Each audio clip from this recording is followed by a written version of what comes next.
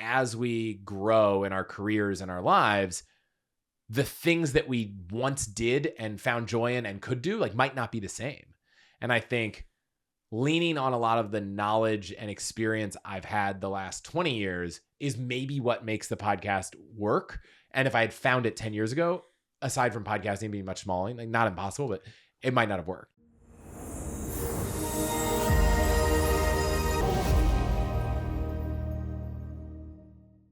Is that why you podcast? Do you podcast to build a network? No. Why do you podcast? There are people that podcast to build a network. I podcast because I just really like a certain topic and I like sharing it and I want to help other people like live more optimized lives. And there are that's a specific trade-off. Do I want to get this person now? Do I want to have the content now?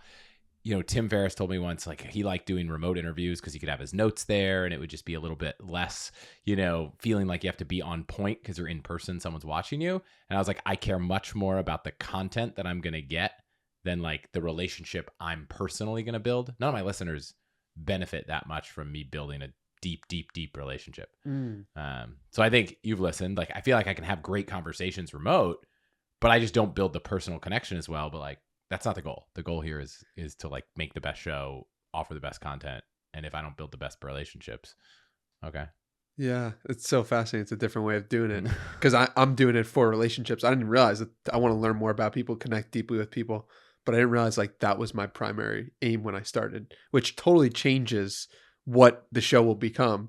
If you start it with, I'm going to make this a relationship-based podcast and I'm going to build relationships for myself. Because I think a lot of people listen to this podcast and they're like, okay, well, it's interesting that networking and connecting with people is like what I'm most excited by. But yeah, that's been I've got like 20 years on you. You know, so I think I've gone through that phase of my life. It's like I've built that network. Now I'm like, okay, I want to do an episode on cruises. I don't know a lot about cruises. Who's the absolute best person in the world to talk about cruises? How do I make sure that I have all the notes ready to get to the most information? Like, I want every episode to be like a masterclass on a topic. Yeah.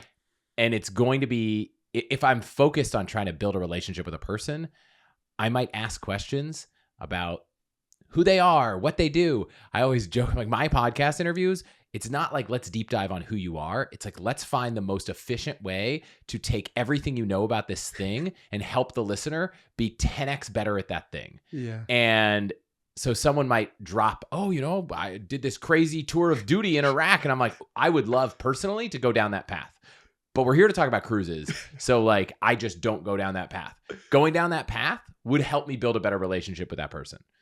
But it would not help get the most out of the topic we're trying to describe. Every now and then I do an interview that like doesn't have a path. Like I did an interview with Derek Sivers. I know you also did. That interview was not like a masterclass on a topic. It was like, let's learn from someone who just knows a lot about life. And I think that one was a little different. Well, I love that episode so much. It makes sense why I connected so deeply with that one in particular, because you guys, it was remarkable to hear the ways in which you had both explored life in slightly different ways and how he was able to see your perspective and you were able to see his. And it felt like you were both able to come away with something which was really valuable for me as the listener. On that topic of what you guys talked about, maximizing versus satisfying. And it was such a brilliant idea that I'd never given much thought to, but helped explain so much why I'm so content with life. It's like, I'm just satisfied with what is. Does your maximizing get in the way of your own happiness? It's funny. I can't remember what book goes into this. That like maximizers actually make better decisions. Like just on the net, the decision is better, but they are less happy with the outcome. So I would say there are a lot of times where maximizing gets in the way.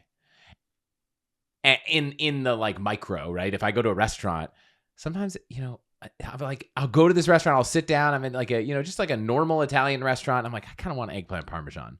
And like, if I just sat down and ordered the eggplant parmesan, I'm sure it's fine. But I'm like, if I pull out my phone, I start looking at Yelp reviews, and now I'm like, well, everybody says that I should really be getting the chicken piccata. And I'm like, I don't even want chicken piccata, but if that's what they're known for, like maybe that's what I should be getting. And like one guy said the eggplant parmesan wasn't that great. So Like, had I just ignored that all, sat down and got eggplant parmesan, I probably would have been so happy and whatnot. But instead, I'm like trying to make sure that I get what's the best thing that you guys do, what's unique on the menu. So I don't know. I think the worst case would be if I didn't also enjoy that process. So that I enjoy the process makes it less frustrating that it can be a painful process at times. But I don't know. It does get in the way, and I'm getting better at figuring out where the maximizing is worth it and when to satisfy. Where is it worth it? I think really big decisions, it's worth it. I think areas where you get tremendous joy out of the process, it's worth it. I think for me, I spent, let's call it 30 to 40 hours trying to optimize and maximize the value of my insurance decision for homeowners auto insurance. I talked to every insurance carrier I could find. I talked to like 4 brokers. I read multiple full 40-page policies. And I'm like, I now understand absolutely everything. The difference between these like HO1, HO2, everything. I went crazy. And the end result was that I was able to get a policy that probably saved me, I don't know, $400 a year, which I can tell you just like my time spending 40 hours to save $400 a year, probably not a good outcome. However, I made an episode about all of it. And I've gotten emails from listeners that are like, I listened to this episode and I saved $14,000. I saved $7,000. So if I sum total the value of dollars, just that one episode has saved listeners. It's easily 6 figures or maybe 7 figures. I don't know, but at least 6 for sure. And that's just what I know about. So if I could save people over $100,000, well, now that 40 hours feels like it was pretty well spent. It's not my money, but at this point in life, like I get a lot of satisfaction out of helping other people save money, helping other people make decisions. And for many of them, I've built a relationship through my show that they're like, oh, I can trust you. And they don't have to do the maximizing. And when we were getting set up here, I was talking about the paint color on the walls. And I was like, I found this couple, Becky and Chris, on YouTube. And I was like, these guys have the most beautiful setup for their podcast, their studio at home. They are awesome. If anyone's building a studio or serendipitously want to learn about traveling by helicopter, they bought a helicopter also. Like cool little YouTube channel. And she's like, we're going to paint the walls. I can't even remember the name of the color. That's how little I researched what this color was. I just watched it. She was like, that color is like a great color for studio rooms. I was like, great. I'm just going to do that color. I didn't even think about it because I found someone that I believe had done the research and I could trust them. So, maybe I'm taking a little bit of pain by doing all this maximizing myself, but if it saves thousands or tens of thousands or hundreds of thousands of people, each individually, hundreds, thousands, tens of thousands of dollars, I don't know, it seems like it was worth it. Yeah, definitely. How long have you been doing this? Probably all your life, if I had to guess. It's funny. I always try to ask my parents as if they'll come to some new conclusion. I'm like, hey, how long have I been doing this? And they never have a great origin story for it. I know that when I was in high school, I went to boarding school. Many kids that go to boarding school's parents just give them unlimited amounts of money. Mine did not. So I went to boarding school, and every night there was a 30-minute window after.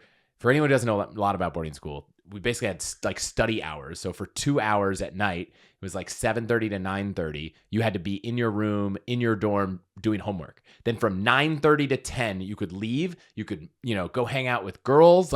You could do whatever you want. And then at 10, you had to be back. So we had this 30-minute window. And during that 30-minute window, everybody was ordering pizzas and eating because, I don't know, in high school, you just want to eat pizza.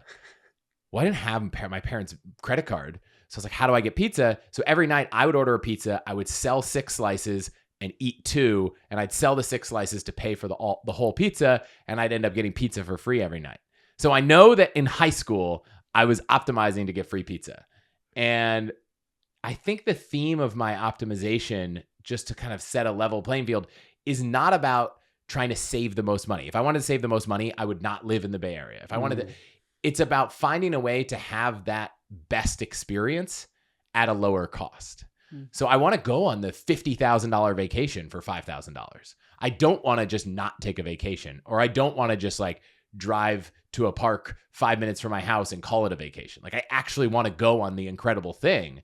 I just don't want to spend the money to do it. Or I don't want to, have the hassle or, whatever, have the experience that I couldn't otherwise have. Yeah, that makes sense. But it's interesting how when you think that way, it can start bleeding into your life and you can start optimizing for the sake of optimizing, right? Yes. Yeah, I'm always doing that. Yeah. Well, it's like and examples that you've mentioned publicly is like net worth. You had a spreadsheet and then you're like, what am I trying to get a higher net worth for exactly? Like, and you were having trouble figuring that out. Like the life insurance is a good example as well. It's just like, what areas do you think you are most satisfied with that you have maximized? I mean, I have spent at least 10 years, like really in various shapes or forms, like focusing on personal finance, everything, investing. Like, I wouldn't say I think I've maximized for myself, which doesn't mean I'm doing the most I could do. There are people out there building crazy, custom algorithms for trading. I'm like, I'm very content with my like passive index fund strategy, but like I found where I think it works and I don't even have to think about it. And it's so great. I mean, all these people are like, oh, I got to worry about this. I got to worry about that. My investments. I don't even think about it. I don't even know. I don't even check the stock market every day because I'm just like, I have a plan and it works. I feel like I've nailed that area. I don't know. I got very lucky and found someone that I've now been with for over 20 years now. So like that's worked really well. Almost 20 years. 20 years next year. But like 20 years is a long time. So I feel like I nailed that one. So like I had no more work there because I found someone awesome. So I don't know. It's hard to pick the areas right now in my mind, but I'm sure there are some where this is true. Did you have a plan for finding a wife? No, I met my wife sophomore year of college. Like, I think most people sophomore year of college are not looking for their wife. They're just like looking for someone to have fun with. And I wasn't even looking for someone to have fun with.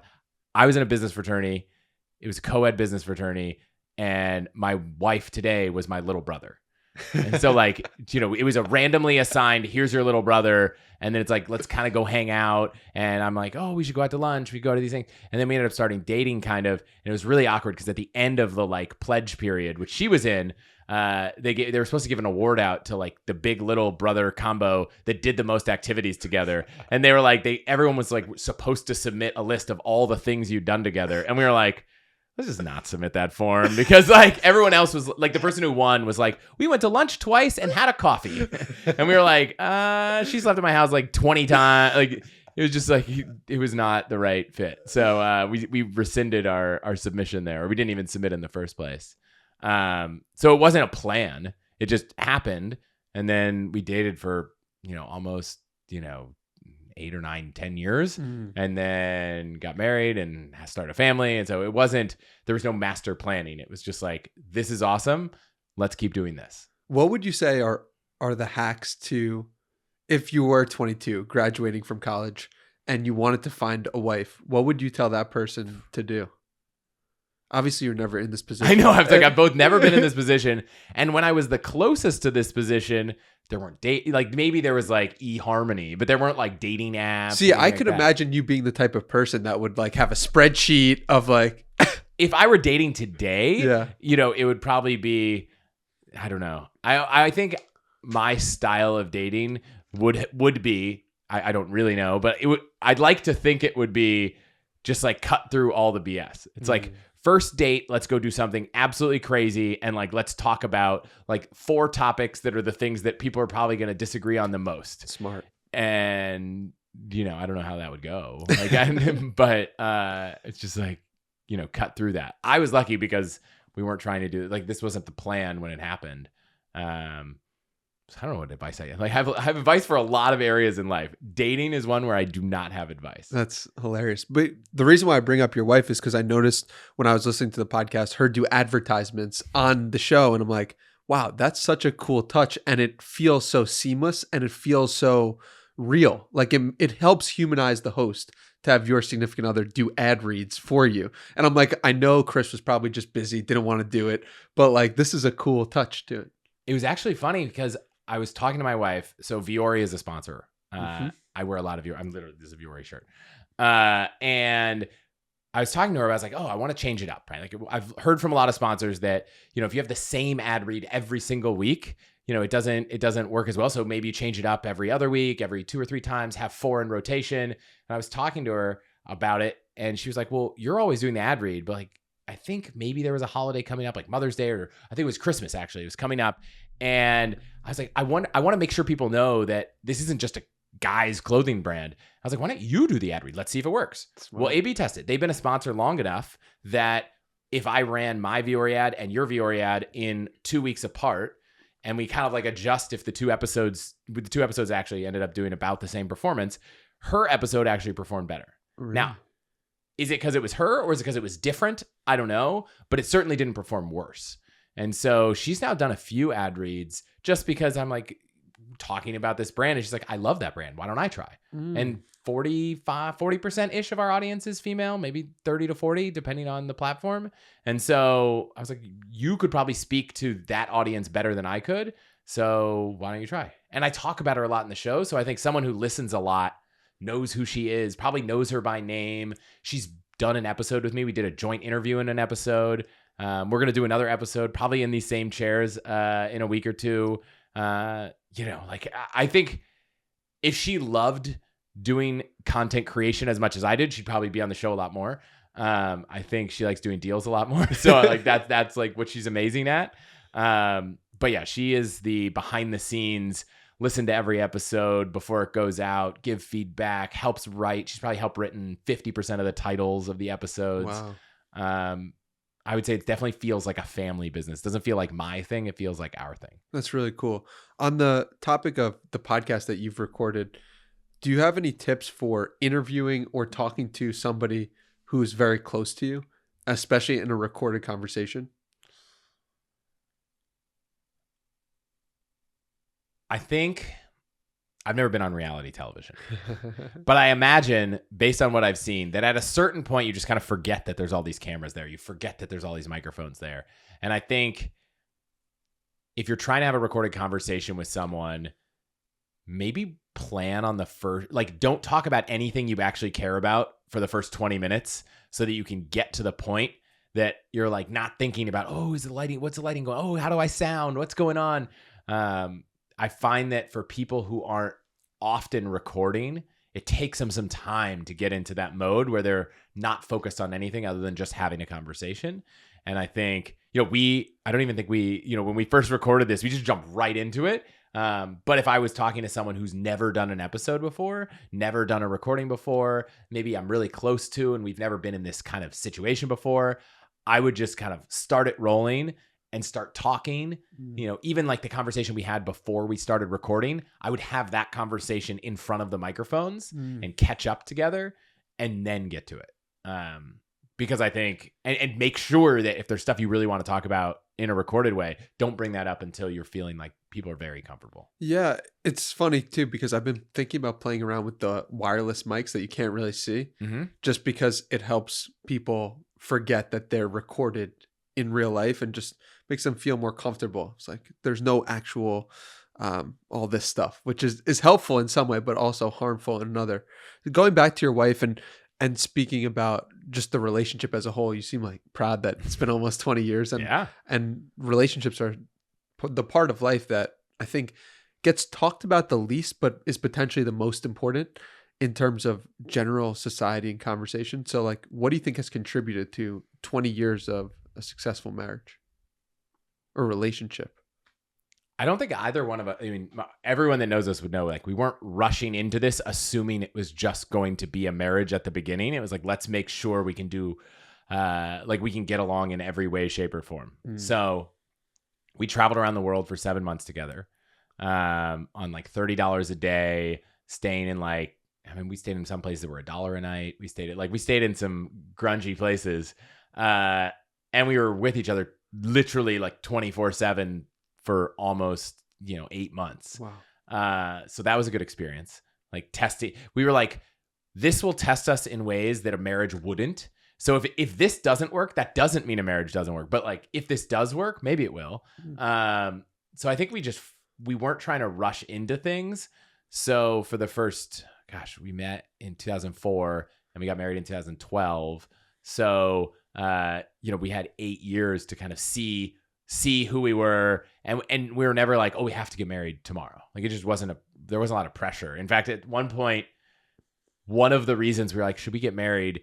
obviously we both wanted to be together forever, and we were already together for 8 years, but we were like, at what point do you do this major thing that for a lot of other people changes your relationship? But for you guys, if you're already together, we have some friends that are just together and they're just not married. We were just sick of everyone being like, oh, is that your girlfriend? And I was like, no, I've been with her for 8 years. Like, we lived together. It's not girlfriend. You know, I felt like the titling was almost like a big push. You'd outgrown it. Yeah, we were ready to not be introducing each other as like our boyfriend. Because for us, it was like much more. And I wouldn't say we like needed the like legal certificate to be able to feel good ourselves, but it just felt there was no great way. Yeah, I just felt weird if I was at a dinner party. I was like, "Oh, this is my life partner." It's like, it just feels like let's just get it done. But we'd already decided that we wanted to be together. Like for us, it was like a weird. We obviously want to do this, but there was no reason to do it because nothing really changes. The moment you get married, legally, lots of things changes, but practically, like we were living together, we were doing all the things, and then we were married. It's like kind of nothing really changed. So. I don't know. At least you get to call someone your wife or your husband and not have to call them your girlfriend. Once we hit fiance, it also changed. So like we were like, do we really need to rush into the? We have a new label now. It works. Yeah, that makes sense. When you I think about the actual relationship, what practices do you think have contributed most to its success? There are some areas in life where we're like very where we are very methodical about what we do. I wouldn't say we have like a practice. I did an interview with Cody Sanchez, and she's got this like team thing where like they check in a certain way every week. And I wouldn't say we really have that. I think we just don't BS. Like we just tell each other how we're feeling. We're not afraid to like piss each other off if that's what it takes to explain what's going on and how we're doing. I would say I did an episode with Nate and Kaylee Klemp, who wrote this book called The 80-80 Marriage. And I think we adopted a lot of principles from it, not in a like, we do this on Thursdays, but the idea being that if you just assume that your partner is always doing everything they can to bring their whole selves to a relationship, a lot of stuff changes. And their idea was there used to be an 80-20 marriage where the woman did 80% of the work and the man did 20% of the work. And that maybe is like our parents' generation. Then we graduated to a 50-50 marriage. But it was all this scorekeeping. It's like, you did the laundry last week. I'll do the laundry this week. You did the dishes. I did it. It's like you're keeping score. And it just like makes it very overwhelming and just it takes away some of the fun of a relationship. And then the 80-80 was like, if we just assume we're both doing 80, we don't need to keep track. And if you check in regularly enough to see if other people are feeling that that's not the case, you can address it then. But I don't know, that approach, we're not really like keeping track of who did which kid's bedtime, like who did too much of this, who's made too many dinners. And then a lesson I got from a podcast that I did was we have all these systems in place for various professional things. Like, I've got calendar reminders. I've got all these things. He was like, why can't you use those for other areas of your life? So if you want to remind yourself to do something really sweet for your significant other every 3 months, put a calendar reminder that says do something sweet every 3 months. Sometimes you feel like you want it to be natural, but these systems exist because some natural things just are very hard for our brains to be wired for. So I'm not afraid to like make sure that if there's something I want to do, I'm not going to rely only on my own intuition to do it. If you want to wake up early 3 days a week to make your partner breakfast, but just set an alarm. Like, that in that example, it probably seems so obvious to people. But if I said, if you wanted to remember to tell your partner something you really love about them every day, well, set an alarm or a reminder at 9 p.m. that's like tells your partner that. And if you haven't done it by that point, now you've got a reminder. That one probably seems weirder than setting an alarm to wake up, but they're kind of similar. And I think doing more of that so that you can be intentional, if you're not always intentional in the moment because you're just distracted, can help break through some of the noise. Dude, that's such a great hack. Well, because like if you look at your calendar right now, what percentage of that is work-related stuff? And I'm asking rhetorically, but it's like everyone listening, like that's a crazy thing when you're going to be known most for your relationships or the people you love. And but does your calendar actually reflect that? It might reflect that in what you do, but not what you put down, which is a fascinating thing and something I've really never thought about before. Also, outside of just your relationship with a partner, I've got this address book. In my iPhone, you can have different lists. So I have a list and I call it walking calls. And it's basically like I've put like 30 or 40 people that I like really want to maintain relationships for the rest of my life with. And whenever I'm just walking or driving, I just go through it. I'm like, from A to Z, who haven't I talked to recently? And I'll just call them randomly. In this day and age, some people don't always pick up. But just yesterday, I called someone and they just picked up. We haven't talked in 6 months and we had a great conversation. So I want to try to make sure that I'm keeping all relationships that I want to have going. I remember at one point, my wife and I did this. We made this spreadsheet for all of our friends and we put them into like tiers where it's like, these are the people who we want to really make sure we see on a regular basis. And we talked about it with each other. It's like, is this a couple where like you actually also care about building a relationship? Or is this just a couple that like I should really just hang out with whichever one of the two I'm friends with? And we don't need to make it like a couple thing. So we organized all of our friends, personal and couple related. And we were like, let's take these 6 and like, let's make sure we really see them every so often. And let's take the next group and we'll make sure we see them every year. And then let's take the other group. And every time we're doing like a big barbecue, let's make sure we invite them. But if we don't see them as often, it's not the end of the world. And like, I don't think most people take their relationships and like do that at all. I think that's probably pretty strange. But like, why not? Why don't we use all these tools? Like we're so focused on productivity and efficiency and work. And then we throw all those tools out. It's like, you know, when we go to our personal life and we just kind of treat it as a second-class citizen. So I don't know. There's an app way back in the day called eTax. And I actually think the guy who started eTax ended up starting Airtable and it was much more successful. But eTax would sync with your phone bill. So it would like you basically give it the login to your AT&T or your Verizon site, and it would go look at all of your call logs or your phone bills. You'd give it your OAuth to Gmail, and you would give it, I don't remember. Yeah, I think those are the only 2 they supported. But what it would do is it would look at your phone logs back before iMessage when all text messages and phone calls showed up on Verizon. Now that we're using iMessage, those never show up on Verizon or AT&T, so it breaks everything. But it would say, here are all your contacts. Here's the last time you texted, emailed, or called them. And so you could star them and be like, these are the people I want you to remind me if I haven't talked to them in 6 months. I was like, this is so cool. Like it was such a cool personal CRM that no longer exists. It would take a little bit more work to build that, but I would love to see something like that built. I actually have a bookmarked app. I will tell you after. We can put it in the show notes. I don't remember what it is, but it looks like it might do this, but I haven't played with it. Oh my God, my mind is blown. That is so... Oh, that's amazing. So the first thing that comes to mind is like, that's the Spotify wrapped version of your actual life. Like, who are you spending the most time with? Who are you caring about? Who are you calling? Who are you like, we don't know.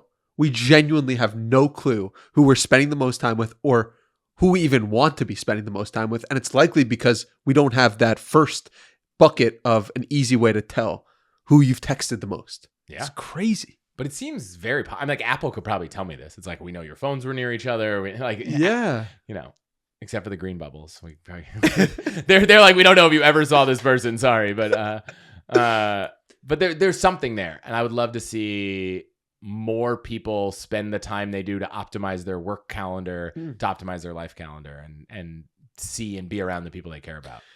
So you are friends with some of the most fascinating humans in the world. And like, how I found out about you was you interviewed Tim Ferriss and he posted it on his feed. And then I think like I sent you a message about that. And then like a month later, I'm on a call with you in some capacity. I'm like, what is going on? This was like late 2021.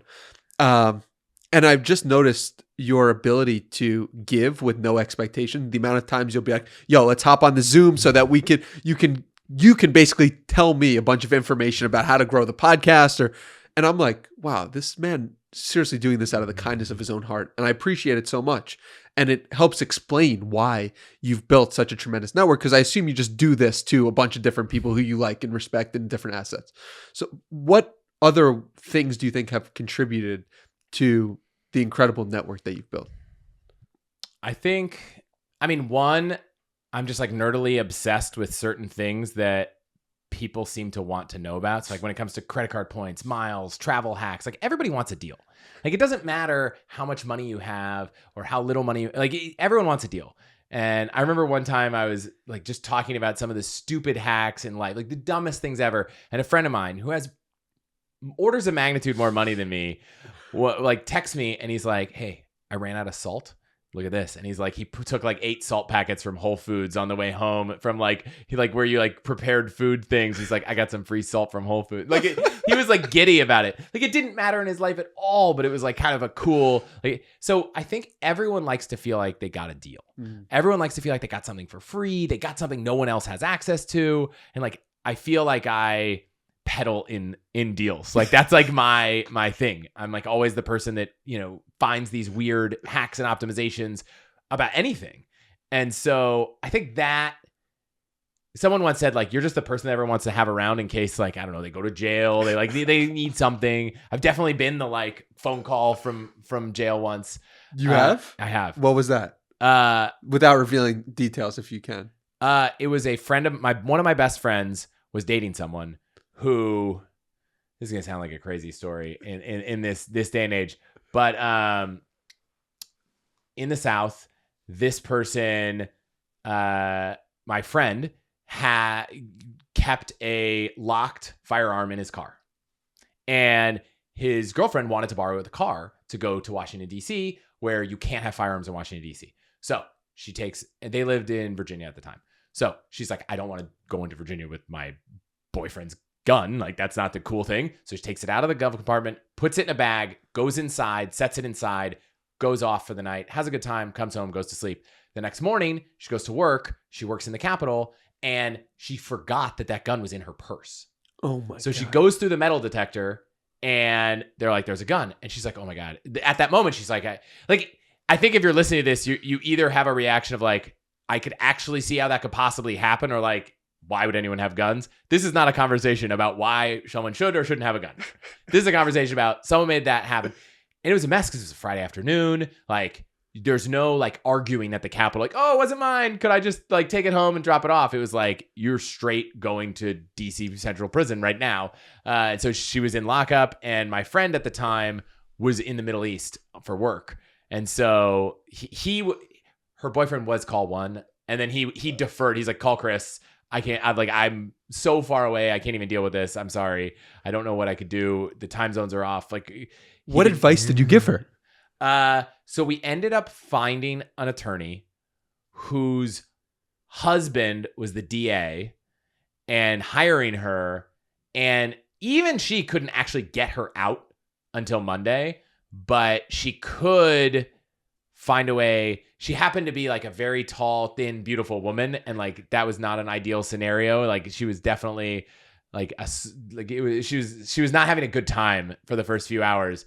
But she did have a couple real medical concerns that were able to get her in like at least an isolated area for the weekend. Damn. And then she stayed for the weekend in prison. Yeah, because they couldn't really process anything. It was like 5:00 on a Friday. By the time it took it was Friday morning when she got to work, but by the time this all made it to me, we found a person, we tried to solve it. It was just like, can't do anything. She was out on Monday, and then I passed it on. I was like, "You should work with this person. She knows what she's doing." And now I think she has like a misdemeanor on her record, but she has done so many awesome things since then, and it hasn't affected her career, which is great. Well, what's fascinating to me is the research process. Like the reason why you're the one called is because of your research and your ability to learn new things quickly. Yes. So what do you do in that situation to research the most effective person to help the person in jail?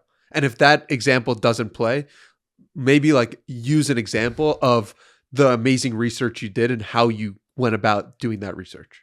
It's funny because I'm working on a book, and this is like part of the book all the things we talked about are part of it. It's like about principles of an optimized life. One of them is building allies, which is like actually building these people who can help you make decisions faster. One is about when to stop optimizing. One of them is about, actually doing the homework. And I think there's two things, and one of them is a really important part, and it's not about the research, but it's about structuring how you're going to do the research. Because I think if right before you start doing research And this can be as simple as like make a spreadsheet. Like it doesn't have to be fancy, but it's like right before you're about to do the research, think about how you want to store the research you find, and it will lead you to think about questions you might want to ask because there's maybe more information you might want to have. So, in this particular case, I'd say, okay, we're going to find attorneys, right? Like we need to find out what areas they specialize in, like what's their availability, get their phone number so we could call them and ask them a few questions. And then it was like, okay, let's text some people in DC, explain the situation. Let's do some searching online. It's not, there's nothing that secretive. It was just, let's like structure it and operate quickly. So the quickly is like, I love keyboard shortcuts and like all that kind of stuff, and use Alfred, which is like a Mac app, to be more productive. Like that just lets me do it faster. But at the end of the day, no matter what kind of information you're gathering or research you're doing, if you structure it in advance, it saves so much time. So I'll give a silly example, which is we're researching swim classes for our 2-year-old. And when you want to research swim classes, one way you could do it is just search swim classes in the Bay Area. Then you find some sites, you read about them, you have some ideas, maybe you send a link to your partner. You're like, what do you think of this one? And now all of a sudden you spent 30 minutes and you went to a bunch of websites, you have little ideas, and now you're like, okay, what do we want to do? Oh, well, that one, you're trying to remember which one you liked. Well, instead, I was like, let's just make a quick table. And it's like, where is it? What days are the classes on? How much do they cost? Like, what ages are the classes for? And if you are doing research and you realize you missed great, add it. Mm-hmm. So then we just did the same research in the same amount of time. In fact, it was probably faster because we decided what we were looking for. So it was like open website. It's like, what is the Yelp score of this place? Where is it located? What days does it happen? What ages are the kids? Our daughter at the time was like 2. It's like if it was a class for 12 to 24-month-olds, it might be, depending on how advanced your child is, you might be like, well, I don't want her to be the oldest person in this class. Like she's already pretty comfortable in the water. I'd rather find one that's like 24 to 36. So we fill all this out, and now it's like, oh, we should go to these 2. But the average person that doesn't do that is now spending 30 minutes researching swim classes, and at the end doesn't really have anything to show for it other than like a gut instinct. And I don't say don't trust your gut. Like my general belief for maximizing is collect all this information, lean on other people that are experts or more knowledgeable than you to give advice, and then like walk away from all the optimization and try to pick the thing that feels the best. So I don't actually think you need the data to tell you what's best. You need the data to give you the information so your gut can tell you what's best. That's how I feel like I've made the best decisions. I'm like, I know I collected the right information, but I relied on myself to make the decision. In that whole piece though, there were so many the variables of the columns like are important questions that I think people don't often ask themselves about. So like when you look at a problem or when you look at that specific problem, like how do you figure out the variables to make those columns? I don't know. It's like being infinitely curious. I'm like looking at this website. I'm like a very curious person. I'm like, oh, this is the ages of the class. Oh, these classes have different ages. And then I just asked, well, why would they have different ages? Oh, well, maybe that's like what kind of class they are. We were looking at gymnastics class. It's like, oh, it turns out the ones that have younger kids in them, the wider the range and the younger the floor of the age, the more likely these classes are to require the parent to be there with the kids. So if you have a class that's like 6 months old to 2, it's probably a parents and kids class. But if it's 2 to 5, it's probably so just being kind of curious and asking the questions and trying to, I don't have like a perfect answer. It's like, I'm not throwing it into ChatGPT right now and being like, what should I ask of swim instructors? Maybe that's a good idea. But I don't know. I'm just looking at what's different between things and trying to ask myself, why is it different? Well, I think that's part of your charm and what has helped build such an incredible network for you as well, is you're curious and people want to be around curious people. And I mean, like, that's what I found from doing this podcast, because we're always interested in the world. But it's interesting how curiosity at one point seemed like a negative trait in the world. Like, let's say maybe in the 1500s or 1600s, if you think and are curious about the way things are, that could get you killed. But today we live in a world where curiosity is actually the most beneficial thing because it helps you learn and iterate faster. I think it's true, but I still think there's a tremendous amount of pressure to just like do things the way that they've always been done or the way you think they're done. I think I'm working on the proposal for this book, so it's very top of mind. And the opening thing is like question assumptions or question like common norms and questions the status quo. So I think that I can't tell you the number of people that I know that think that renting is throwing away money. It is a very common, like, I would say it's one of the most common things that I've heard someone say is like, I want to buy a home. Why? Well, I don't want to throw away money on rent. It's like, well, guess what? I own a home and I throw away money all the time. I throw away on property tax. I throw away on insurance. There's all these things you throw away money on. Mortgage interest. I'm throwing money to the bank to be able to give me the loan because most people couldn't afford to buy the house with cash. And if you buy the house with cash, then your money's not earning anything. It's even worse. So, I think there's a lot of these things. Ramit Sethi calls them like hidden scripts that have just like been pervasive in our world, like common rules of thumb that are just not always accurate. And I don't think people by default question assumptions. I, much to my detriment, would question everything. Teacher says a thing, I'm like, are you sure that's the right thing? It drove people crazy. But I would question every assumption. Everything anyone would tell me, I'd be like, are you sure?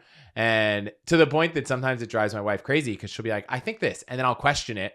And then she'll be like, fine, I see your side. And now she'll be on the other side. And then I'll start questioning it again. And she's like, wait, you were just telling me why it couldn't work that way. And now I'm telling you I agree. And now you're trying to go back to the old way. I'm like, I'm not trying to go back to any way. I'm just trying to question all the assumptions to try to get to the right outcome. And I think by default, I assume that if someone's telling me something, it might not be true.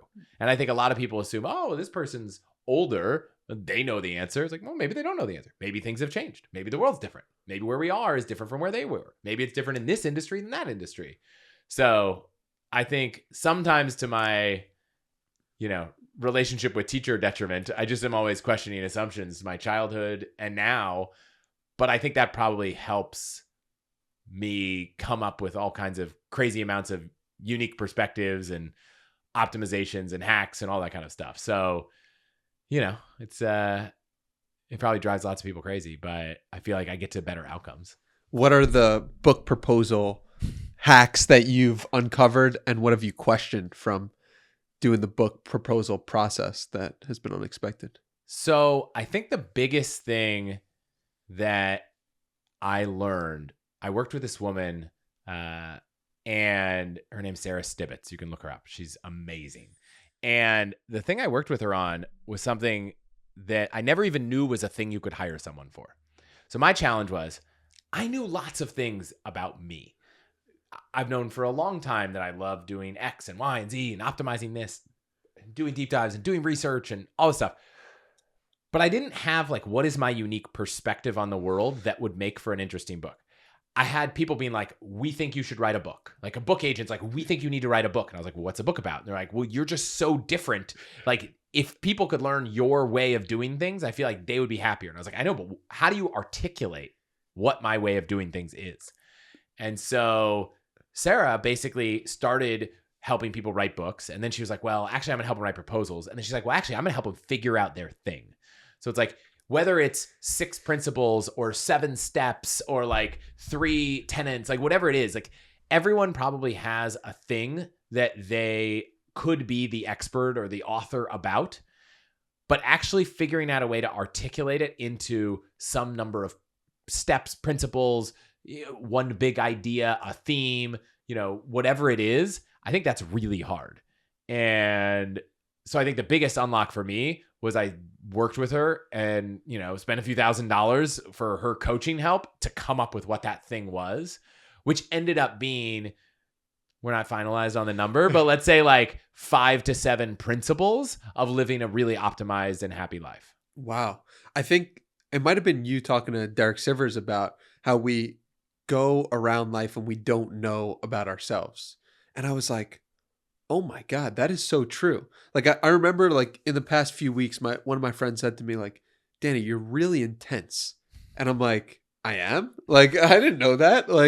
And so I think that getting better at understanding ourselves and what makes us uniquely ourselves is perhaps one of the most important things we'll ever do. How do we get better at that process? Maybe I'll have Sarah on the podcast to ask her. So a friend of mine did an anonymous survey amongst his 20 closest friends and had actually a facilitator for it. So it could be written or a phone call. And so he hired someone. You could do this with a Google form. There's the cheap version and the super expensive version.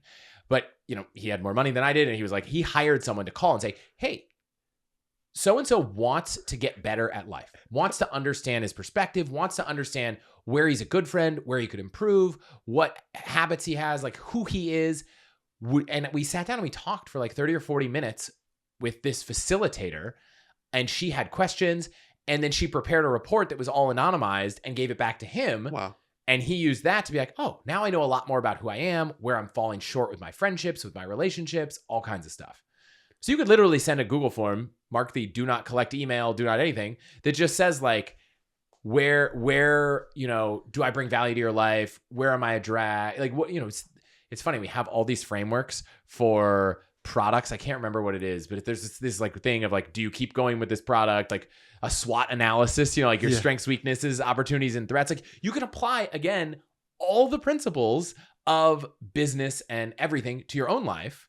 You could do your customer research. You could like, it's just so funny that we have all the frameworks for doing all of the things we want to do for business, and we just don't apply them to our lives. So why not? Why not run customer research on your relationships and ask them like the SWOT style questions, and then come up with like, what is my marketing plan for who I want to be as a person? Like you could do all these things.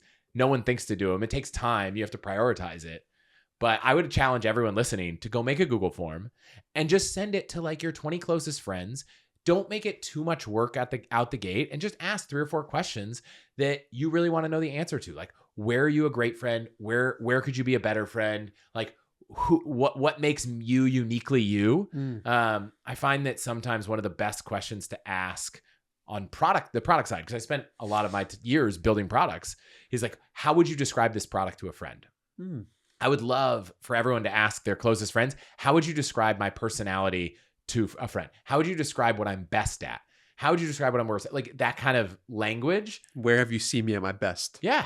Like send that to 10, 20 people and say, look, this will be completely anonymous. I'll show you the setting. You can show them whatever they need, because I think people will be a little apprehensive.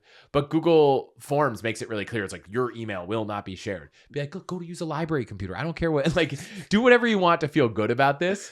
But I would love you to spend some time on this. I think people will gladly do it, because they're like, wow, this person's trying to improve. Like people want to be champions of development. And so I don't know. I think more people should be doing things like that. Have you done it before? I've done a not as in-depth version of asking people this. Part of the book, I was like asking lots of people, like, how would you describe what I'm good at? I did this. I didn't do it as anonymous, because it had a purpose that I think people were able to look past. But I did it in that perspective to try to understand, like, who am I? What am I good at? When I was trying to start the podcast, it started as a parenting podcast. So crazy. And because I was like optimizing parenting, and I was like, oh, most people don't optimize parenting like I do. Why don't I make a podcast about it? I didn't realize that the thing that I loved was actually the optimizing, not the optimizing parenting. How long did it take you to realize that? I didn't even record an episode.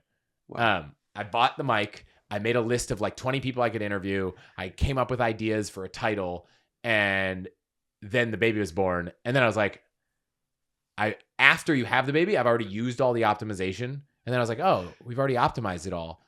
I was like, I don't actually love the art of parenting to the degree I loved the art of optimizing a thing. So after I finished optimizing, getting ready for a baby to come, I was like, oh, like, that's obviously not the podcast. Like, the podcast must be something else. And the podcast ended up being like, how do you upgrade and optimize your life, your money, your travel, and all of it. So we know how long it took. 9 months. Yeah. 9 months for you to realize. Well, it takes a few months before you realize you're having the kids. It's like, we did IVF, so we really had the full time. So at least 9 months. But yeah, I think it took a lot of asking myself, like, what is the thing I really care about, I'm good at? If you go look, actually, funny, I'm bringing this up today. Up until today, if you went to my website, you'd see a couple articles I wrote in 2014, 2017. Like, I've tried to put content out in the world about the things I love, and it just never clicked until I found a podcast. So I wrote an article in 2017 about like, what's the best credit card? I wrote an article about getting a discount on a Peloton, but those things, like, I just never kept it up. And something about the format of podcasting, something about committing to it coming out on a certain day. I think, honestly, one of the best things to happen to my podcasting journey was that I did all this research about what the best day to release an episode was. And it was either on like Tuesday, Wednesday, or Thursday morning. And you want to release it at like 2 a.m. Pacific because you want to start the analytics for the day before anyone listens to it. And at like 2 a.m. Pacific, no one in America is likely to be listening. So if even if you're maybe some people that are up really late in Hawaii, but after 5 a.m. Eastern, people start listening. Before like midnight Pacific, people are still listening. So that was the right time. So I was like, okay, Wednesday, 2 a.m. podcast comes out every week. Well, once I picked that date, I was like, well, I have to come out the next Wednesday. I can't miss it. Whereas when I wrote a blog post, I didn't spend any time thinking about when to release it. So I didn't have a cadence or a schedule. And so I didn't have anything to stick to. So I think by doing enough optimization on when to come out, it forced me to have a schedule. It forced me to keep going. And then I had a rhythm. And it's been like that for, I don't know, 120 episodes. It's amazing. And well, you mentioned the early writings, and I stumbled across a blog post you wrote about your grandpa in 2014. 2014. Yeah. Life Lessons from Granddad, which exists. If anyone's like, looking Links for below. It exists on the All the Hacks blog, which is allthehacks.com/blog, which has no link to it. I'm working to resolve a Cloudflare proxy issue, which is making all the posts hide. But stay tuned. It's on Medium too, but we will you not. You can't find it. You can find it. I'll explain later. It's not relevant to people listening, but I moved where my domains were all this morning. Yeah, it's funny because you're just like, you're so tied in with the technical, but you're personable enough, like extremely so, that you can mix both worlds of like the computer science speak of the proxies, which are like, what the hell is he talking about? But you're also like able to connect deeply with human beings, which is like a very rare skill set, I feel. It's funny because this is a little bit of a tangent, but my in-laws, there's a lot of bow hunting in the family. And it was always funny because one time I went on a bow hunting trip with them. And I always joked that I went bow hunting. It's like bow hunting is very different. You're full camo, you're up in a tree. And I remember going there and I'm like, came back to the Bay Area and I was talking about this. And I was like, everyone that I knew in the Bay Area thought I was like Bear Grylls, like this commando in the woods. And then I go hang out with my in-laws and like to them, I'm like Geek Squad. Of course. I'm like, hey guys, can you teach me how to go bow hunting? Like, I don't know anything, but I'm down to do it. And they like, the thing they love is like, you're always willing to do anything. But I played that role where like in one group, I was like the most crazy adventurer. And in the other group, I was like the computer nerd, so I don't know. I think people just need to own that there are a lot of areas they won't be great at and who cares, and just kind of like go and experience life and have amazing experiences and be comfortable with that. I think if you're really comfortable with who you are, you could just go into any scenario. So maybe that's what's made it really easy for me. And I'm just like very technically curious. So like I love math. Like when I was in college, I took all these minors in math and French and finance and everything just because I was super curious about learning all the things. Well, why'd you start driving Lyft? So my wife worked at Lyft for 10 years. And there were two reasons I started driving for Lyft. One, I was like, you basically created this company. Like she joined before Lyft was created. It was called Zimride. Wow. And she was like on the early team. She was there before Lyft was even a thing. And so part of me was like, I just felt so connected to this company. I introduced her to John and Logan, the founders, before they started Lyft. I just, I felt very connected to this company. And so I was like, I just want to be more a part of it. So that's part of it. The other part was that I feel like it's very hard for people to value their time. And so I know so many people that end up doing things and they say, oh, that was a total waste of time. And I was like, well, was it? Was it not? So the interesting thing that we now have with this like sharing economy, you can go be a Lyft driver, a Uber Eats delivery person, was that it allows you to instantaneously monetize your time. And I thought it was such a powerful lesson, which is if I have a car and I'm registered for Lyft, I can, in a moment's notice, turn it on and go make whatever the rate is. Let's call it, for the sake of argument, $20 an hour. So it's like, now I know that if what I'm doing, if I could make more than $20, what's great, it's better than that other use of time. But if it's not, like that's the trade-off. So if I remember, I've done this notoriously, mostly out of curiosity, to be clear, but it's like, let's price out, Instacart or Amazon Fresh or Whole Foods and like, which one's going to be the better overall price. I still do that sometimes, but it's less because I want to save the $8. It's because it's like content for my audience. Because I'm like, I want to tell you which one actually is the cheapest and like why you should never use Instacart, for example. And so I still kind of do it. But if you're looking here and you're like, wow, I can save $2. Oh, should I go recreate my entire cart in another grocery app so I could save $4? Well, it's going to take like 15, 20 minutes. It's like, well, if I literally got in my car for 15 or 20 minutes, I'd go make $10. Well, now I've established that I have this rate and like I should not do things at that rate because I actually have a way to monetize it. Before that, you could say, well, I make this much a year. Let's divide it by the number of hours I work. And you could say, oh, my hourly rate's $30 an hour. But you can't just work more hours. Like that's not how most jobs in America work. But with these other things, you now have a way to say, if I want to work 1 hour, I can go work 1 hour and I can make money. So now you have a floor of your time should always be worth more than that. So if you have to pay, let's take a great example. I despise the fact that, Uber Eats charges more for items. So like our favorite sushi place, a roll, if you order it direct from them, where you can only pick it up in store, is like $17, but from Uber Eats, it's $21.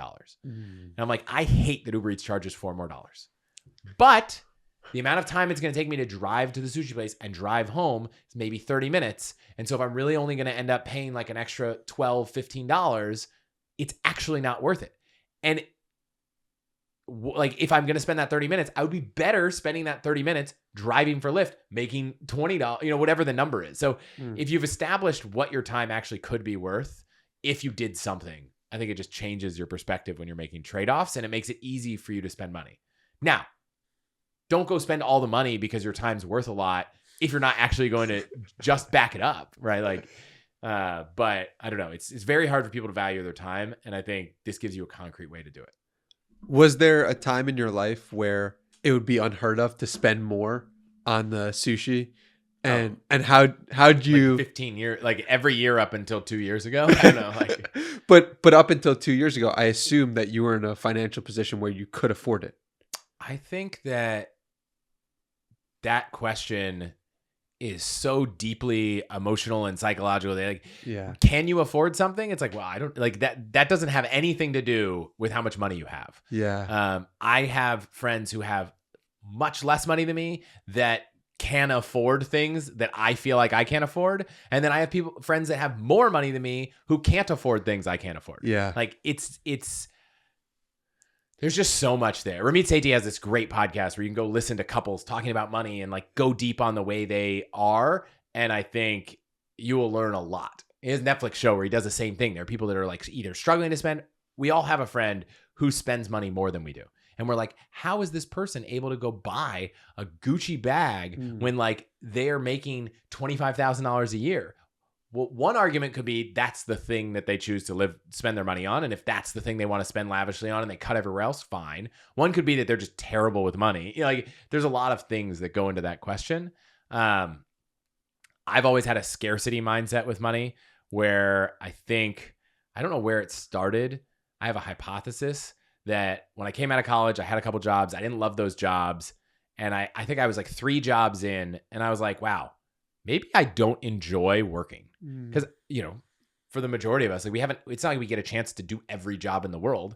So I'm 3 in and I'm like, I'm 0 for 3.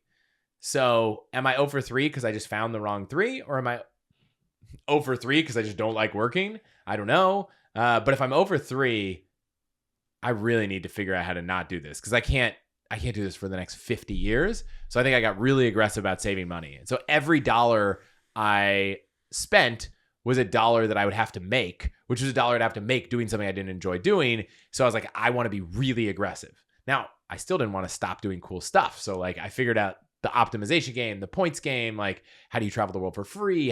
That was a big piece of it. But eventually I found things I liked doing, but it took a while to like get rid of that natural tendency to be like, let's save everything. And slowly over time, I got better at it. So do you think that if you had loved the first job out of the gate that you wouldn't have optimized or you wouldn't have wanted to save as much as you did? I think that if I knew I loved the thing I was doing, it would have been easier to spend money. Because now I love the thing I'm doing and it's easier to spend money. And as I look over the years, as I started realizing, I have friends that basically think they can always make money. I have a friend who's like, his attitude is, I will always be able to make money. And he turned to me once and he's like, dude, you've been able to do that for 15 years. For 15 years, you've always been able to make money. What makes you think anything differently? And I think the main difference was that he enjoyed the art of doing that and I didn't. Like, I didn't enjoy going to work at a job I didn't enjoy. Like, he would find a way, and my wife's similar. Even if she's in a job that she doesn't love, she's much better than me at finding a way to take a piece of that job that she can turn into a challenge. I can optimize things people would never want to spend time on, and I can enjoy it. But I couldn't do that with jobs I didn't enjoy. Like, that wasn't me. And so I was like, I got to save money because I don't want to do this. So, but once I was like, oh, I kind of like working. Well, okay, if you kind of like working, your financial model, like if you try to go project your financial model for the rest of your life, it's like, here's how much money you're going to make. Here's how much your savings is going to grow. And here's how much you're going to spend. Let's just use those three variables. Forget about inflation and all this stuff. Well, if the income is zero, the chart, unless you have a huge pool of savings to grow each year, it's going to go down. So like, you need to make money and you want to be happy. And those things felt like they were in conflict. And as soon as they weren't, I was like, oh, well, now that I can make money, then it's kind of okay to spend it. Like, that's what it's for. I did an episode with Bill Perkins that if you're going to go listen to one episode I've done, I think it's one of the best. I loved it. And the whole idea is like, what is this money for? Like, the money is for maximizing our net fulfillment, not our net worth.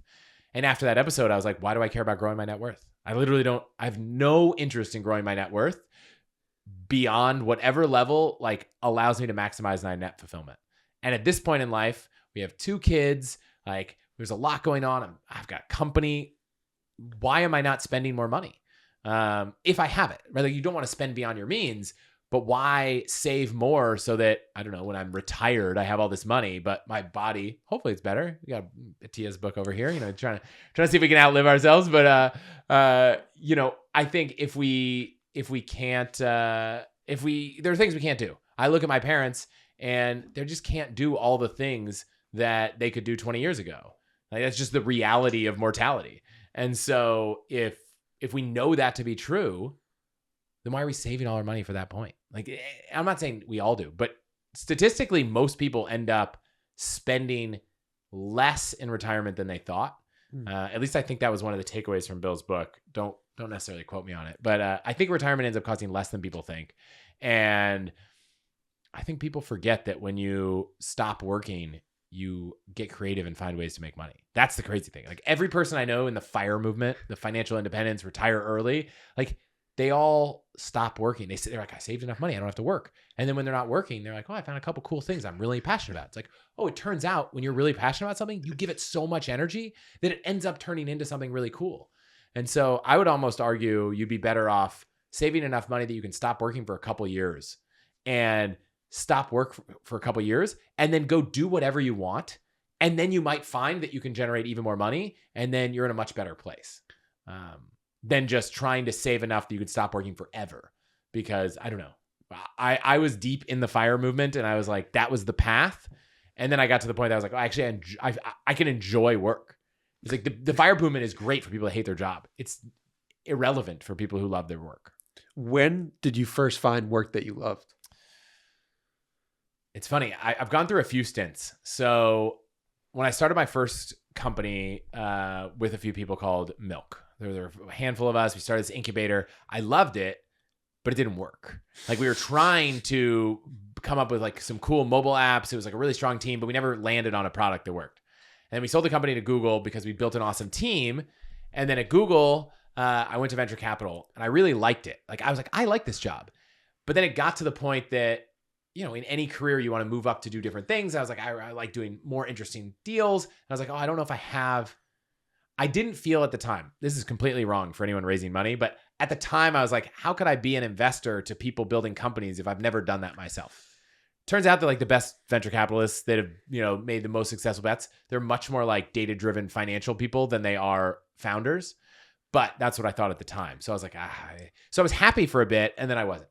And then when I started my next company, I loved it. It was awesome. We were like working on financial planning, helping people be more responsible with money, but like the business model didn't work. So like, I was like, oh, I found a job. I love it. I found the thing that works, but like the company didn't work. So, I was a little held back there. At Wealthfront, I love building products. I think it's hard for a lot of people who've been founders to just have a job, but I didn't really care. Like I just wanted to build cool stuff. And if I have a boss, fine. If I have 2 bosses or 3 bosses, who fine. It didn't matter. So that was great. Like I enjoyed that. And then I started the podcast on the side because I just wanted to share stuff that I wasn't able to share during the pandemic. And then I just was like, well, I should do this. Like I'm making more money on this than I am on my job. And I love it. Let's go do that full time. And now I'm like, I love everything I'm doing. I want it to be like a family thing. I like my wife. I want her to come in. I want her to work on all this. Maybe by the time this comes out, I'll have convinced her to do that. But like we both love this whole thing. And I don't know. I feel lucky to do the thing I love, but more lucky that it impacts a lot of people's lives. Well, and also you're really good at it too, which helps. You have an amazing voice. You're really curious, and what's cool is you're not scared to try different things and play around with it. And I think one is just your natural disposition of doing that leads to that outcome, but also it's like your years of experience of like, all right, I have all these friends and I've seen all the ways in which podcasts can go, and it's really remarkable to watch it unfold in the way it is, because something tells me that what it is today is not what it's going to be in 200 episodes. And I don't mean that from the listenership or just the listenership. I mean that also in the sense of like the content, because of how you're willing to go from avenue to avenue and test out different things. I don't think I've ever said this out loud or thought it, but now I am. I always ask myself, like, gosh, how did I not find this 10 years ago? Right? Like, it's like I've been this person for at least 10 years, and it took me 10 years to figure out that this area was here. But I'm just thinking out loud. I've said that before, but I've never thought deeper to the level that you just, kind of inspired me to think, which is I'm not sure I would have been able to do what it is now had I done it 10 years ago. Mm-hmm. And one of my other favorite episodes is with a guy named Arthur Brooks. And he's a writer, and he writes about happiness, and he wrote this book, From Strength to Strength. And when I first read the title, I was like, is this book for really old people? Because it was like, finding happiness in the second half of life. And I was like, oh, this seems like a depressing book for my parents, but I don't even know if they'd want to read it because it sounds so like it was an amazing book. And the biggest takeaway I have is that there are 2 types of intelligence: fluid intelligence and crystallized intelligence. And we all have these types of intelligence, and they're 2 curves effectively. And when we're younger, we're on the fluid intelligence curve. And like everything's moving fast. We can work hard. And then we don't have all of this intelligence built up. But as we get older, and I don't say this as themes, like this is a science thing, but then we start to build up in our like late 30s and 40s, our crystallized intelligence, which allows us to be much better at managing people and spotting trends, but we just can't grind it out like we could because our fluid intelligence curve is dropping. And so we had this great conversation about this that Arthur can articulate much better. Like I could ask questions about it. You can go listen to them. But I think that conversation really made me realize that as we grow in our careers and our lives, the things that we once did and found joy in and could do might not be the same. And I think leaning on a lot of the knowledge and experience I've had the last 20 years is maybe what makes the podcast work. And if I had found it 10 years ago, aside from podcasting being much smaller, not impossible, but it might not have worked. And so I encourage people, especially as you kind of hit that mid 30s mark, to understand that, because if you try, and there are people who did this, I think it was, Mozart and Darwin. So Darwin never jumped from the fluid intelligence curve to the crystallized intelligence curve. And so he was always trying to be the best scientist, but he just there were younger, brighter scientists doing more new things, and he just couldn't keep up, and he died completely unhappy. And then Mozart was like, you know what? Everyone around me is doing all this cool stuff, and I can't keep up. I'm going to teach the old cool stuff that I know best, that I'm known for. And he was a teacher, and he taught lessons about whatever. I'm not good at music, so it's whatever classical, Baroque, whatever Mozart was known for. It might have you. I'm pretty sure it's Mozart, but there's a chance I'm wrong here. But it's the idea of it. It's the idea of it, and died incredibly happy, teaching other people about this thing that he knew so well that other people were really excited to learn. And so you have to realize that you just can't be the same operator in the same way for your whole life. And if you can figure that out, you can really unlock happiness, amongst a bunch of other things that we talk about in that episode that you need to figure out in life. But that's a big one. Well, I can't wait to listen to that. But also it points to the idea that when you're teaching something, you have the most joy of it and you feel so much joy. But when you're young, you often don't get the opportunity to teach because you don't know what to teach. And you don't know, okay, let me devote my time to this avenue or that avenue. But when you've built up that expertise, which you have, it leads to you to be able to teach it, which gives you joy. So I think it's something that I didn't realize earlier in life. Like I tried to start a blog on time management when I was 13 years old and how to be happy. And it's like, I just didn't know. And I probably still don't today have enough life experience to actually teach that successfully. Hence why I bring on parents and people who have lived more so that they can help teach it. But I hope one day to be in that position as well. Well, let me give an example or a suggestion for people listening. This is what I did when I started podcasting. So I did this episode with Tim and I learned a little bit. And then I probably talked to 10 or 15 people. I was very curious. I was like, why are most podcasters not treating their podcasts like businesses? Why are they not, like when I was in a startup, like my career prior to podcasting is all venture-backed startups. The entire thing was like, how do you optimize all these aspects of the company? How do you grow faster? And I got to podcast and it's like, people never even thought about their podcast as a business. They were like, yeah, we just hired somebody to make us some money on sponsors. I was like, well, why aren't you doing this? Why are you doing this? Like, it blew my mind. And so I started asking every person I could what I could learn from them, which is fine. But the thing that made everything 10 times more valuable is that every time I learned something, I would store it somewhere. It doesn't matter. You store it on a notebook, you store it in a Google Doc. But then I put together this presentation of like all the things I'd learned. And anyone can do this at any level. You could say, here's a thing I'm interested in. I'm going to go talk to 20 people and I'm going to learn all the smartest things. Well, once you've learned them, start sharing them amongst those people because chances are every single one of those people didn't know all the 20 things you learned. So I went back to the 20 and I said, here's something I put together of everything I've learned from everyone. Even better if I had the foresight to tell them in advance, hey, I'm talking to the 20, I'm going to go talk to the 20 best people I can find on podcast growth. I'd love to get your thoughts. And then I'm going to deliver you what I found to be the most valuable from all 20 conversations. So I did that. Now this little private video, which is not public, like it's not something I put on YouTube or anything. It keeps getting passed around in various weird circles. And so I got an email from the guy who runs Colossus, which is a podcast group that has Invest with the Best. And one of the podcasts they started is called Making Media.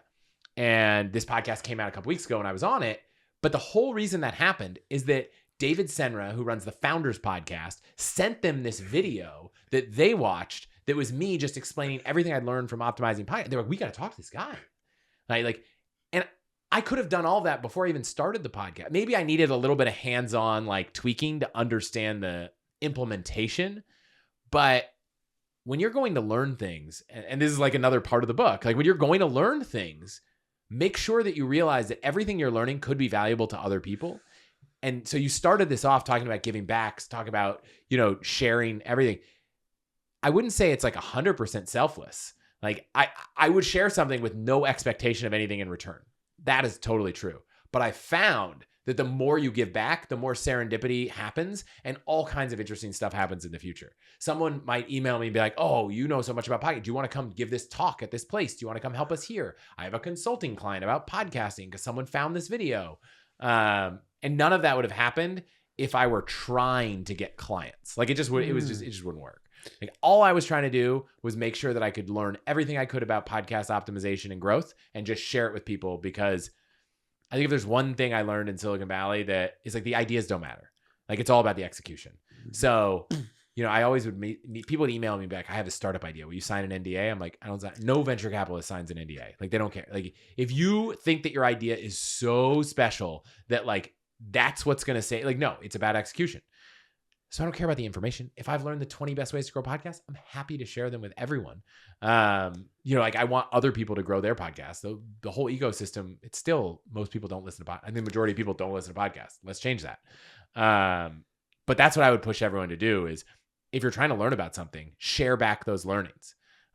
Whether that's online, whether that's in a video, like I don't care how you do it, but share it back, especially with the people that have shared time with you.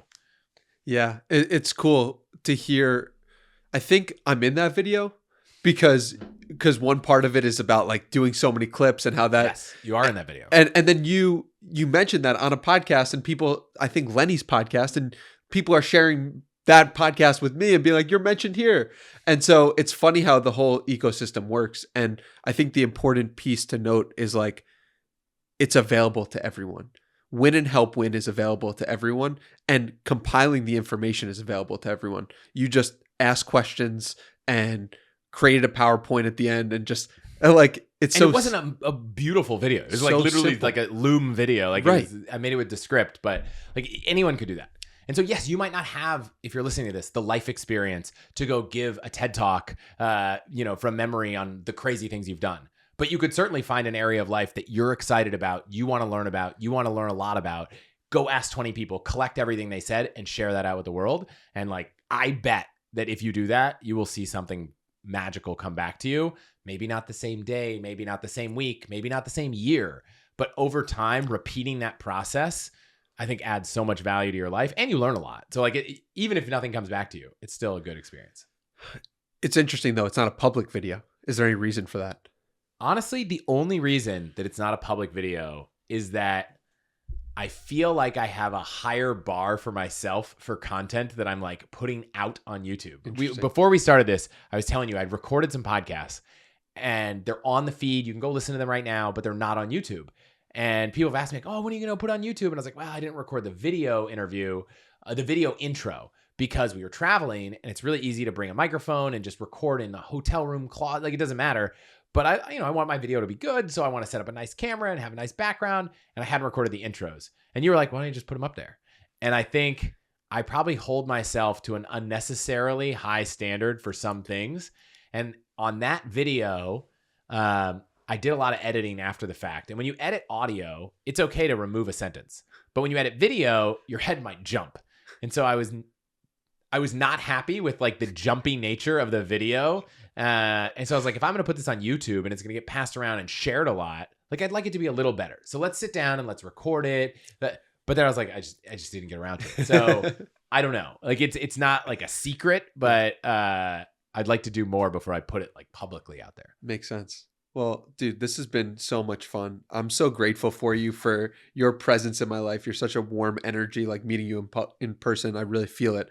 And I felt the warmth from email too, but it's just a different sense in person. So thank you so much for spending the time here. I like to end these podcasts with challenges for people. And you gave a pretty good challenge. We already challenged Yeah, people. I know. It's a pretty good challenge. If you have any other challenge to add, you can drop it here. Let's see. So I'm going to challenge people to go the next time they're learning anything, aggregate it and share it. Okay. I'm going to challenge people to go and make a simple survey and send it to your closest friends. Love that. I'm going to challenge you to take whatever area of life, whether it's work or side hustle or whatever it is, look at the ways you've optimized that area of your life and see if you can apply those principles to other areas of your life. I think that's a big theme I have, is that people look at the way I optimize things and they're like, oh, I don't like doing that. I'm like, I know, but I talked to them for 10 minutes and then all of a sudden they're talking about how they spent like 4 hours trying to pick out the absolute best rotors to replace on their car. And I'm like, clearly you have that optimization bone in your body. Like, harness that energy from the area that you're passionate about and learn how to apply those same principles somewhere else that's a priority, but you've never thought about. So if health is a priority, try to figure out how you can translate your passion for optimizing your car to your passion for optimizing your health. And I feel like that's enough challenges. I can challenge you to go listen to a couple episodes of my podcast if you want, but hopefully I've convinced you to do that anyways. Listen to all the hacks, and I'll have some of my favorite episodes linked below. Bill Perkins, Derek Sivers, Gary Vaynerchuk, all amazing episodes. But anywhere else we should send people to connect with you further? All the hacks. You can go to the website, you can search it, you can go look for it in whatever place you're listening to this right now. Unless it's on YouTube, you might not find the latest episodes, but maybe by the time this comes out, I'll get them out there. Awesome. Thank you so much, Chris. Yeah, thanks for having me. Or thanks for coming here in person. Yes, sir.